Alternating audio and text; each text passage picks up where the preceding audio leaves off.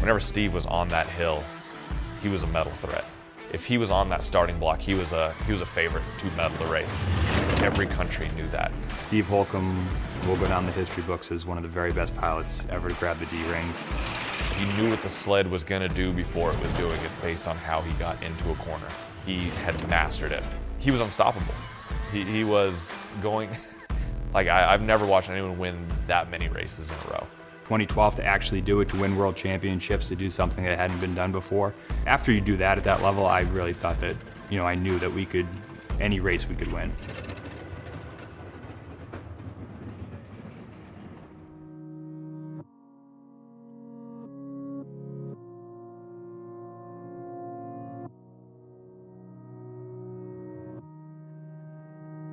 I couldn't see people 2 feet in front of me.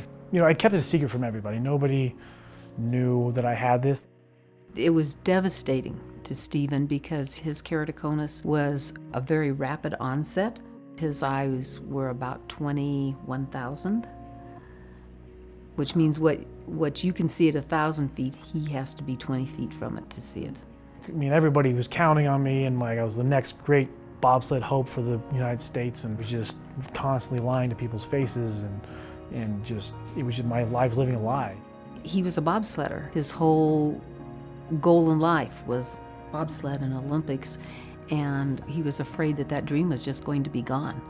I had kind of fallen into a deep depression, and it was taking its toll. Once you kind of hit that little point, it's a chemical imbalance in your brain, and it only gets worse. Once it starts to snowball, it's just a downward spiral. You can't get out of it. That was when my coach is like, "Hey, what the hell's wrong with you?" I was like, "Well, I had to retire." Steve and I had a few candid conversations about his depression and his struggles, and the way he described it to me was that it's never something that goes away. It's stronger at some times and lesser at other times. It was really hard and emotional for him to talk about.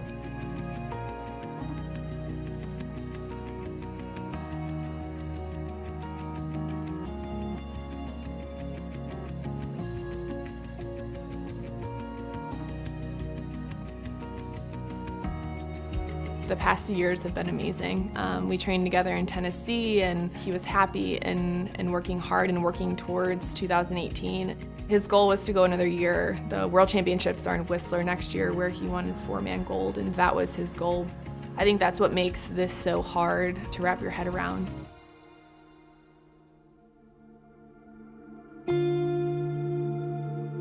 I hadn't heard from Steve in a little bit, which was really unusual because we talk daily. And so when my teammate called me, he told me that they found Steve non-responsive.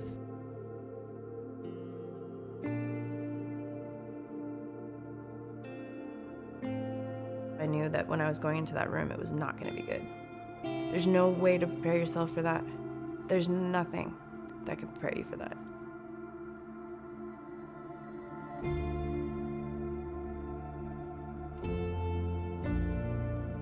It was just complete shock and confusion. Like, it's your whole world turns upside down and you're living in this almost like alternate space. Like, it's hard to describe.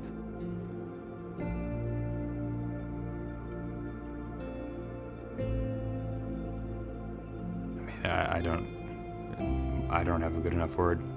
Probably the biggest, if not the biggest loss the program's ever had. I can't accurately describe how big of a loss it is.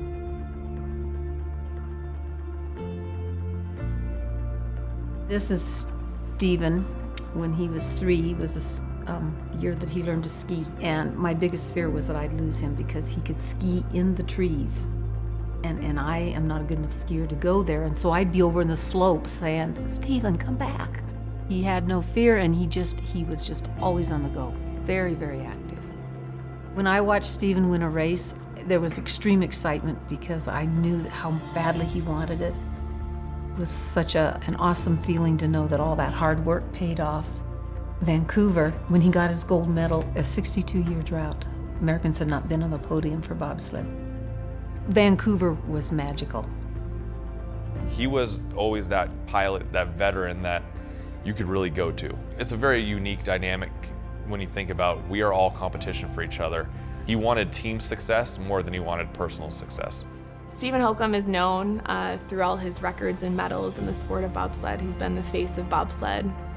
But I hope he's remembered as so much more than that. He was just a genuinely good person. He always did things the right way as an athlete and a person, and I hope that's what his legacy is. We were in Staples Center at a hockey game, and they announced that he was there and that he was a gold medalist, and these people just swarmed and came at him like nonstop, like, can I see your medal? Can I hold it? Can I do this? Can I do that? And then finally it kind of died down after about 45 minutes. And then another guy comes up. He's like, can I see your medal? And Holcomb said, of course you can, man. It's not mine, it's America's. And he handed it over, same like enthusiasm, humbleness that he had had with everyone an hour prior to that. In that moment, I was just like, oh my gosh, like, this is what it's about, right here.